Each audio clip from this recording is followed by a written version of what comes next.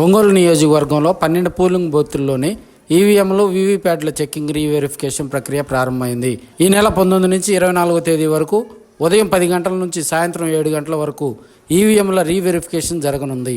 ప్రతిరోజు 2 పోలింగ్ బూతులు చొప్పున 6 రోజుల పాటు 12 పోలింగ్ బూతుల్లో రీవెరిఫికేషన్ ప్రక్రియ కొనసాగుతుంది.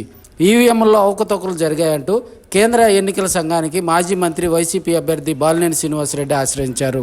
12 పోలింగ్ బూతుల్లో రీవెరిఫికేషన్ చేయాలంటూ 5,66,000 రూపాయలు చెల్లించారు.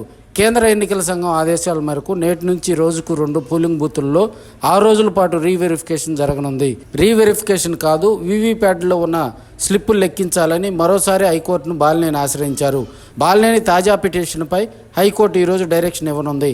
హైకోర్టు డైరెక్షన్ వచ్చే వరకు రీవెరిఫికేషన్ ప్రక్రియ యథావిధిగా కొనసాగించనున్నట్లు అధికారులు తెలిపారు.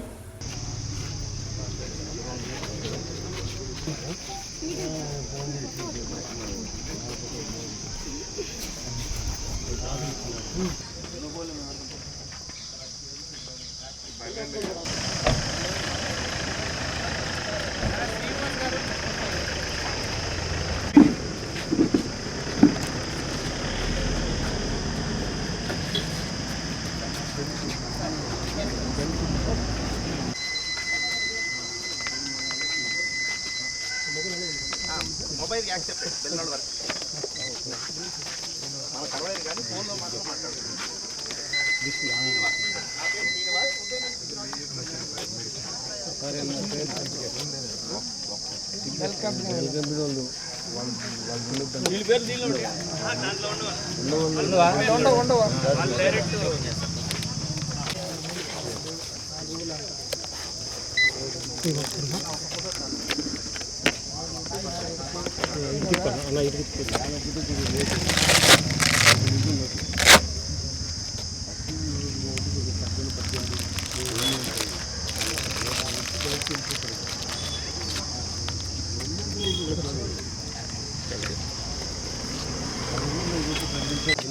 ఇది వచ్చింది వదిలేదు సార్, నేను పట్టుకున్నాను.